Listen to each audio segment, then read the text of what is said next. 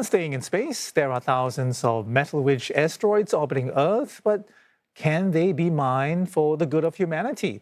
We take a look at the technological challenges of turning these space rocks into usable resources.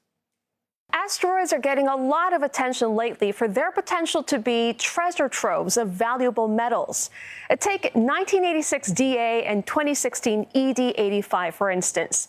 These asteroids are believed to be about 85% metal, and they could potentially hold an estimated $11.6 trillion in metals, more than we currently have on Earth. And the challenge is getting to them.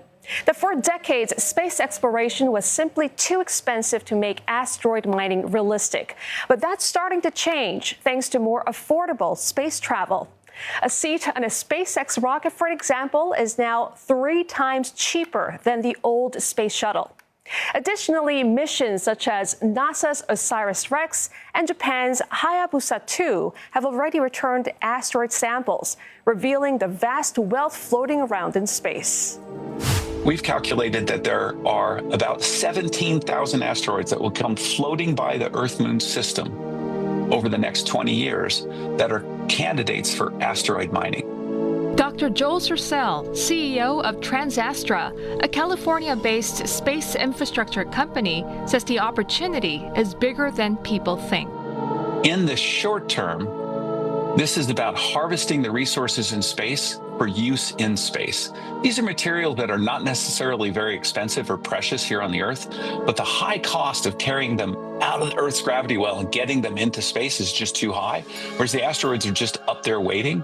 We can grab the materials, harvest it, and use it to make rocket propellant, breathable air, drinking water. In the medium term, we'll be actually using that material to build massive spacecraft, communication satellites, power satellites, data centers in space that will be servicing the Earth.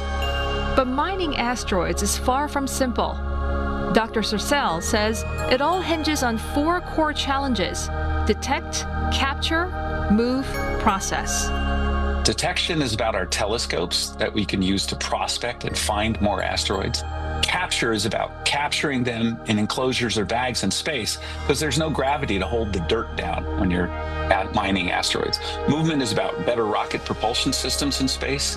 And lastly, materials processing. Asteroid mining is about going to an asteroid, processing those materials into useful things. To tackle detection, TransAstra is building the Sutter telescope, capable of spotting asteroids that are too faint or distant for current instruments. They are deploying these telescopes around the world, from Chile to the Canary Islands, in the hunt for viable mining targets.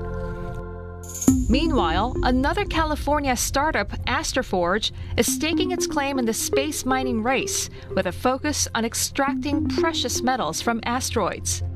The metal asteroids we want to go after are primarily iron, which means they're magnetic. And we use this both in the way that we land on them, so we stick to them using magnets. We also use them in the way that we refine them. So we have a proprietary refinery. And what that's able to do is take that surface of the asteroid and turn it into the precious metals we care about. So we're really bringing back stuff to Earth that's worth a lot of money. Its mission took a significant step forward in February this year, when they launched their first spacecraft, Odin, to scout an asteroid for future mining operations. But just hours after liftoff, communication was lost. Undeterred, the company is moving forward. Its next mission, Vestri, is already in the works and is scheduled to launch in 2026. Like any mission we're going to launch at this company, we're going to have audacious goals, and we're going to try to really go for it all. And we're probably going to fall short for the next foreseeable 4, 5, 6 mission as we go into it. And we still got to do it. Executing in space is hard, right? Space is a harsh, non-forgiving environment and something that we still have to be successful at. And that's what it all comes down to. But not everyone is convinced. Critics say the technology is still in its infancy, and the economics don't yet add up. As soon as you get that asteroid, if you did, and you have this $1 trillion, then the market collapses in the metals because suddenly you've got so much of it, it's not worth as much anymore. Look at the technical challenges of it, about trying to actually get to an asteroid, how you get there, and if you get there, how do you bring the material back? At the moment, there isn't any real option for doing it within the next few years, next decade, next 20 years, maybe longer. And even if the technology works, a bigger question remains. who gets to own and sell resources mined in space? Commercial asteroid mining may still be years, even decades from full realization.